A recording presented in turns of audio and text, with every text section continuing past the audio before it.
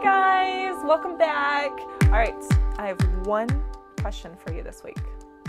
Is prayer lazy? Honestly, what does prayer look like to other people sometimes? We don't always know what's going on inside people's hearts, and honestly, I have a little bit of a confession. I was kneeling in church waiting for Mass to start. A really good friend, Snacks, was sitting right next to me.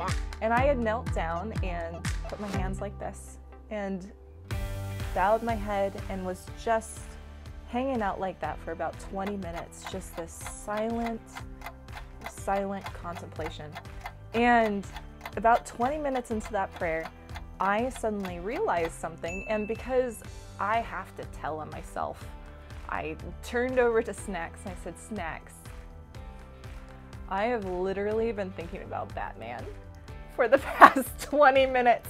I have not been thinking about Jesus. I have not been praying. I have just been meditating on Batman.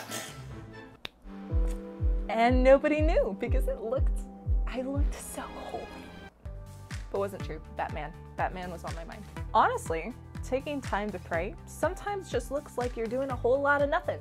Like you're sitting on your lazy minister's behind, doing nothing. Comments like that sound an awful lot like a certain scripture story.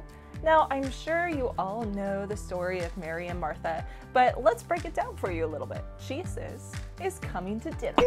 And I don't know about you, but if Jesus was coming to dinner to my house, this is kind of what the activity would look like. I'd be yelling at my roommate. I'd be like, girl, shampoo the carpets. Shampoo these darn carpets. And we're dusting everything. We have to clean the closets. We can't just shove everything into the closets because the man is God. He literally knows everything. He will know if the closets are not clean. We have to get shampoo the carpets again, because Jesus is coming to dinner. I want to make sure that he knows that he is loved. I get Martha's frustration with Mary.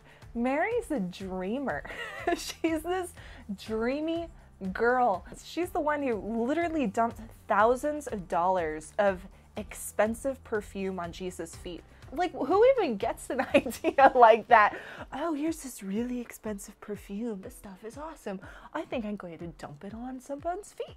Like, she's just this romantic dreamer. I am sure that Martha and Mary did have some conflict. They did have some difficulty probably in their relationship. And it probably peaked when Martha, who is working so hard, sees her dreamy, lazy sister hanging around doing nothing. Now, this is what Martha does next. I think this is really beautiful because she goes to Jesus to share her frustrations, which is actually an act of prayer in itself. And she shares with him this difficulty, and Jesus turns to her saying, Martha, Martha, you are anxious and worried about many things. There is need of only one thing. Mary has chosen the better part, and it will not be taken from her.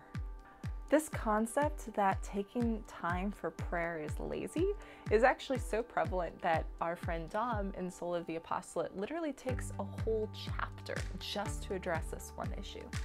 Now, the chapter's too dense for me to go into all of it here, but there's some points I really wanted to draw out. First, Dom is going to give 3 different types of work. First, that there's physical labor, as if you were out digging a ditch. And he says, actually, this physical labor, no matter what other people might think about it and such, he said it's the easiest of the 3 different types of work. Second, intellectual work. The work of a scholar, sitting down, writing those 10, 20-page papers that maybe you remember at a high school, university, grad school. That's work. It's not easy. There are elements of both physical and intellectual work involved in ministry. But there is a third level of work, which is the most difficult of the 3.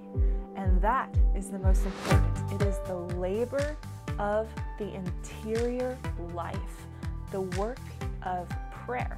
And why would this be the most difficult and the most important? It's because it is here in the labor of the interior life that your character is formed. your character as a leader, the formation of virtue, where you will deal with the ugliest and darkest things in your life, where God will plunge you to the deepest depths of your own soul in order to heal wounds that might bubble up and start infecting the people that maybe you'd be ministering to because you're acting out of passive aggressiveness, that you are envious or jealous or territorial. These kind of things often come from deep hurts, and they're only healed through love, through forgiveness, through mercy, through listening to God, who puts up what is essentially a spiritual mirror to your soul.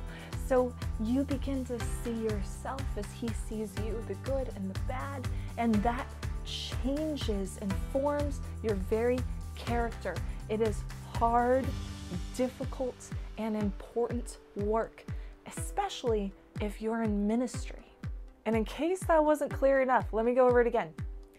The labor of the interior life helps to form you as a leader. Prayer is honestly quite the opposite of laziness. It is very difficult, and in fact, I would recommend two things. One, get a spiritual director. Get somebody who can objectively be able to stand back as you start diving into the interior life. Things are going to bubble up. You're going to have questions. You're going to have to deal with distractions and temptations. And having somebody who can guide you and walk with you is absolutely invaluable. And one of the first questions that you should ask is, what is your daily routine of prayer? What time are you going to pray? How often? For how long? What type of prayer? There's so many different types of prayer. Find one that works. Do it every single day and stick to it. I'd love to hear your thoughts. Do you have a daily discipline of prayer? If so, would you comment below and share that, maybe to encourage or build somebody up who might be struggling?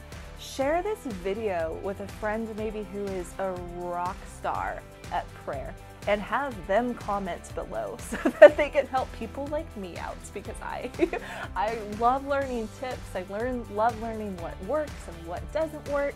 And like us on Facebook, subscribe on YouTube, and please, while you're praying, send up a prayer for me. I could really use it. I could. In the meantime, happy praying. I'll see you next week. God bless.